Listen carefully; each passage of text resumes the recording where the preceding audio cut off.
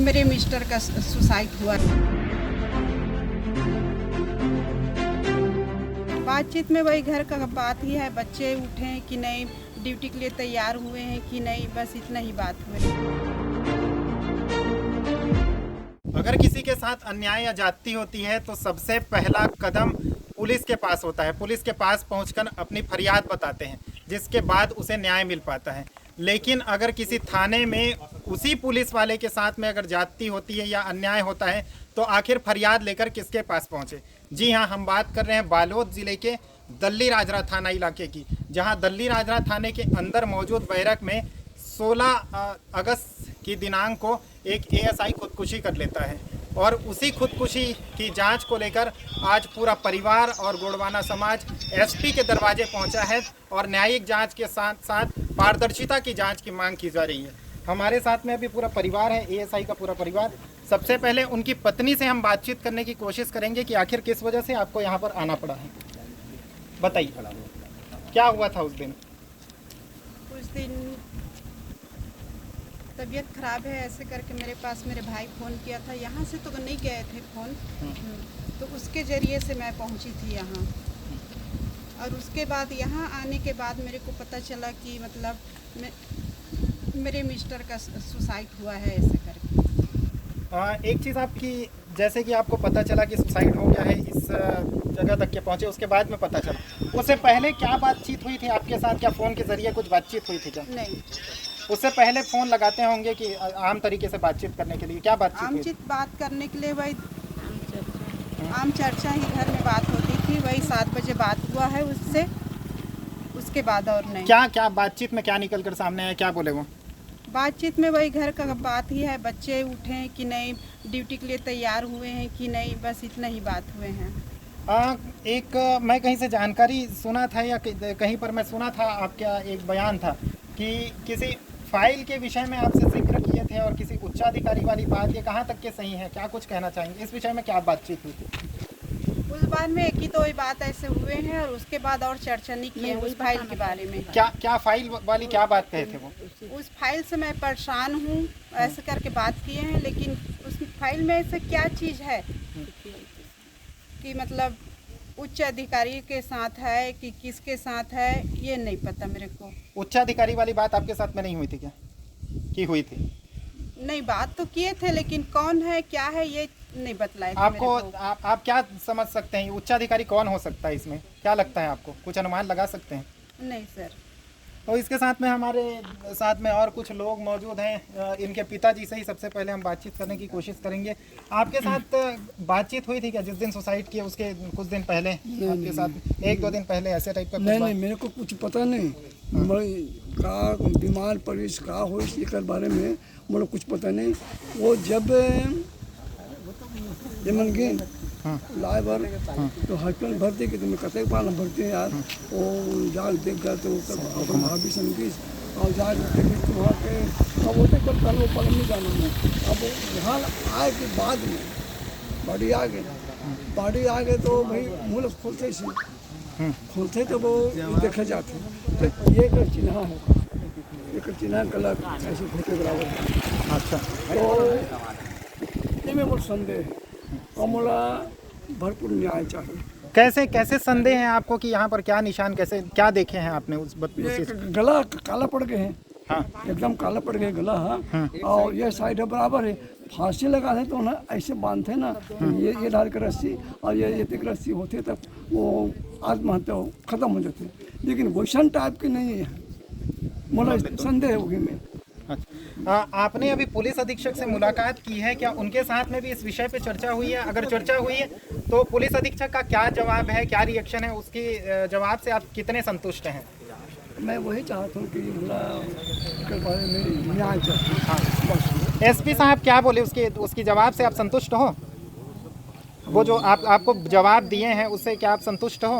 अब वो देखो सर, वो बाद में पता लगी कहा कर कि अपन जवाब तो रख दे हम, अब वो कहा कर ही कहने के लिए, लेकिन एक बारे में मतलब बिल्कुल संदेह है और ये नहीं कह सकूँ कि ये फलाना वो करीस ये करीस वो बारे में। तो आपको क्या लगता है कि केवल आत्महत्या ही है या आत्महत्या के अलावा उसके साथ हत्या की वारदात को भी अंजाम दिया गया होगा। जिस तरीके से आप कह रहे हैं कि गला घोंटने जैसा आपने देखा है वो निशान, तो आपको क्या लगता है कि उसके साथ हत्या भी की जा सकती है? ऐसा कुछ अनुमान है क्या? वो हत्या की गया है, मैं साफ कह रहा हूँ, हत्या किया गया है। अच्छा, ठीक। तो ये उनके पिताजी थे, आपका शुभ नाम क्या है दादा? छन्नूलाल मंडावी जी जो उनके पिताजी हैं, उनका साफ तौर पर यही कहना है कि जिस तरीके से उन्होंने निशान देखा और निशान से उनका अनुमान है, उनका तर्क है कि उन्होंने फांसी लगाकर खुदकुशी नहीं की बल्कि उसकी हत्या की गई। अब देखना ही होगा कि पुलिस की जांच में क्या कुछ निकल कर सामने आता है। उनकी बहन हमारे पास में मौजूद है, शायद उनसे भी बातचीत हुई थी एसआई साहब की, तो आप बता दीजिए कि क्या बातचीत हुई थी आपके साथ में? नहीं, मेरे साथ में तो 15 अगस्त को करीबन 1:30-2 बजे मैं फ़ोन लगाई थी उनको कि आपका आज का झंडारोहण का कार्यक्रम कैसे हुआ है ना। आज मौसम सुबह 7 बजे झंडारोहण होना है ना, लेकिन पानी की वजह से इस साल झंडारोहण थोड़ा लेट हुआ, तो मैं वही पूछने के लिए फ़ोन लगाई थी कि आपका झंडारोहण का कार्यक्रम कैसा रहा। तो बताया कि अच्छा रहा, अभी मैं बालों से आया हूँ परेड से वापस, खाना खा के थोड़ा आराम कर रहा हूँ। तो मैं बोली आप थके होंगे, आराम करो, ठीक है करके मैं फ़ोन रख दी। मात्र 5-10 मिनट ही बात हुआ। इसके पहले कभी बीच बीच में आते जाते थे मेरे पास, और मेरा घर पास है तो थोड़ा परेशान ही लगते थे। जब से वो दिल्ली ऑफिस ज्वाइन किए थे ना ड्यूटी, तब से उनका कुछ परेशानी था, वो हरारत में ज़्यादा रहते थे। और जैसे पूछने पर बताता बहुत हरारत लगते हो जीजा करके, तो बोलते यहाँ का ड्यूटी बहुत हाई है, तो बहुत प्रेशर रहता है, काम का दबाव रहता है, इसलिए थोड़ा। और कभी आते भी ना तो हर 5-10 मिनट में उनका फ़ोन, अब बड़े अधिकारी हैं तो बड़े अधिकारी से ही फ़ोन आएगा। लेकिन जिस हिसाब से मैं पहले दिन उनसे बात की और वही 12 घंटे के बाद उसका सुसाइड ये आता है जानकारी मुझको, उससे हमको ऐसा नहीं लगता कि हम उनको ऐसा कुछ हमारे परिवार की तरफ से या उसको कोई शारीरिक परेशानी रही होगी। जो भी रहा उनको ऑफिस तरफ का ही उनको कुछ दबाव था, यही उसका ये है सुसाइड का कारण।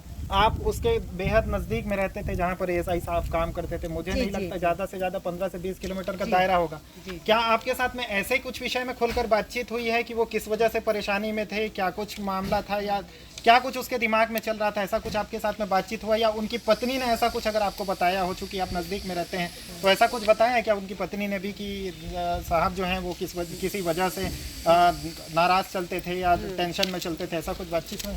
हाँ, मैं जब बहन को फ़ोन लगाती, जब जीजा जी चले जाते ना, तो मैं बहन से बात करती कि दीदी जीजा जी आए थे कल रात में, रुके थे, बहुत परेशान है बेचारा यहाँ की ड्यूटी से। तो मैं इनको बोलती भी थी कि बालोद में आप क्वार्टर अलॉट करवाओ, और बच्चे और तीनों बच्चों के साथ, और अभी 2-4 महीना साल भर जैसे भी जब तक बच्चों का शादी वादी नहीं हुआ है, जीजा को थोड़ा परेशानी है, काम वगैरह का ज़्यादा उसको भार है, तो उसको आराम करने का समय नहीं मिलता, सही समय उनको खाना नहीं मिलता, तो आप सब परिवार एक जगह एकत्रित हो जाओ करके। तो दीदी बताती कि हाँ उसको कुछ परेशानी है, मेरे से भी शेयर करता है आता है, तो कुछ वही हफ्ता 15 दिन पहले दीदी बताई थी कि कुछ फाइल के बारे में जिक्र कर रहे थे करके, बस यही है। और इसके आगे पीछे जीजा खुल के कभी नहीं बताते, वो ऑफिस का बात ऑफिस तक ही रखते थे और घर का बात घर तक रखते थे। ये उनका व्यवहारिक ये है, और जाति व्यवहारिक उसका आदत है ना, ये है।